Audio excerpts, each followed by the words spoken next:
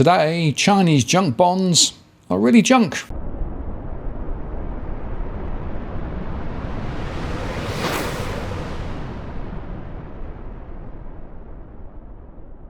Hello again, it's Martin North from Digital Finance Analytics. Well, this post covering finance and property news with a distinctively Australian flavour. There was a very important article in Bloomberg which highlighted what's been going on with Chinese junk bonds. They said for nearly a decade it was one of the most profitable trades in global credit, but now junk-rated Chinese debt is sliding from boom to bust in spectacular fashion, and investors are bracing for yet more pain. The sell-off that began with China Evergrande Group's 5 months ago is spreading rapidly as Xi Jinping's government tries to purge the financial excesses from his country's highly indebted real estate sector. Even by the volatile standards of Chinese markets, the superlatives are striking. A development-packed index of the country's junk-related dollar bonds has lost about 26% since the end of May. That's the steepest decline in the decade. New issuance from builders has dwindled to the lowest level in 18 months, and even some investment-grade property giants are facing sharper, higher borrowing costs. High-profile Chinese bond funds managed by Fidelity and Value Partners are headed for record annual losses. The stress is most acute in the $870 billion offshore market, according to Bloomberg's China credit tracker. The relative calm onshore may help to explain why Communist Party leaders have so far done little to ease a deleveraging campaign that imposed more than 400 tightening measures on real estate companies this year. The risk for bargain hunters and for China's property-dependent economy is that the crackdown goes too far. Analysts at Moody's Investor Services noted last week that severe tightening of developers' access to funding has created a negative credit loop. The strains have pushed defaults on offshore Chinese bonds to a record of more than $9 billion this year. An economy weakened by supply chain snarls, inflation concerns, and a jump in global interest rates has increased the risks that the stress could spread from property companies to other industries. We're on the brink of a systemic series of defaults in China real estate, and that could wipe out the appetite for longer-term global investors, according to Lombard Odier's head of Asian credit, Dhraj Baji. 10 years of good work developing the market could be undone in the blink of an eye. Growing concerns have pushed yields on China's dollar junk-rated debt to 21%, the highest in at least a decade. Such prohibitive costs to refinance debt have effectively frozen many borrowers out of the offshore bond market. Contagion risks have spread to the broader Asian credit market, where demand for new deals has dropped to the lowest in 2 years. The contrast with investor sentiment earlier this year could hardly be starker.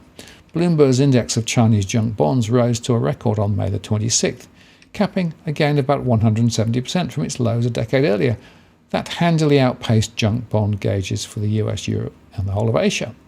And the Bloomberg Global Aggregate Index of investment-grade debt returned 22% during the same period. But while defaults in China's bond market were almost non-existent until a few years ago, they've been steadily rising as authorities shy away from government bailouts. That trend has accelerated in recent weeks, with at least 4 property companies failing to repay their dollar debt in October.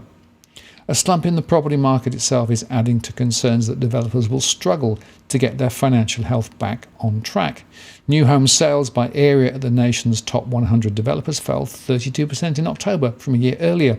Residential prices fell for the first time in more than 6 years in September, while the rate of land parcels left unsold surged to the highest since at least 2018. Policymakers have maintained most of their real estate restrictions despite the drag on growth from a sector that accounts for about a quarter of China's economic output. Issuers from Hainan province have defaulted on the most. But still, there may be buying opportunities for those who can stomach the wild price swings. High yields notes have priced in unrealistic downside risk, according to analysts at Morgan Stanley, while Citibank still sees opportunities in higher quality property bonds. And US distressed debt specialists such as Marathon Asset Management have even jumped in to purchase Evergrande notes, betting on better recovery rates than prices reflect. Over the longer term, more defaults may encourage better pricing of risk and create a more mature credit market where buyers are properly rewarded for their exposure. And the latest crisis may also improve problems of transparency that have long plagued investors. Dwindling faith in real estate borrowers has shone a spotlight on some of the murkiest, often ignored parts of the market and prompted better disclosure by borrowers. Some firms are reducing their debt loads by buying back notes at discounted prices, repaying bondholders early, and committing to no longer selling opaque types of obligations such as off-balance sheet private placements. Those longer-term benefits, though, may be scant immediate consolation for money managers currently suffering losses and grappling with firms seeking to dodge defaults by delaying imminent deadlines. There will be plenty of tests in coming weeks. Property firms have $26.1 billion due in onshore and offshore bonds in the next 3 months, nearly a quarter of which is owed this month, and Evergrande's next payment deadline is this week. Fund managers from Hong Kong to New York are also closely monitoring for any fresh signs of strain spreading to other developers that until recently have averted the brunt of the sell-off. Kayasa Group Holdings, which became a poster child of the Chinese credit boom after emerging from a high-profile default in 2015, shows how quickly sentiment can turn. Just 7 weeks ago, the company's dollar bonds were trading at par. Now its note, maturing in December, is priced at 62 cents on the dollar, and ratings companies have warned that default risks are rising. Authorities need to quell the panic and prevent systemic defaults from continuing, Lombard's Olia Baja said. We think the situation has become so acute that we need to see national rescue in the form of national champions or a state fund coming to buy dollar debt to signal they are the lender of last resort. So there you have it. Amongst all the global issues to consider, the China debt bomb ticks away.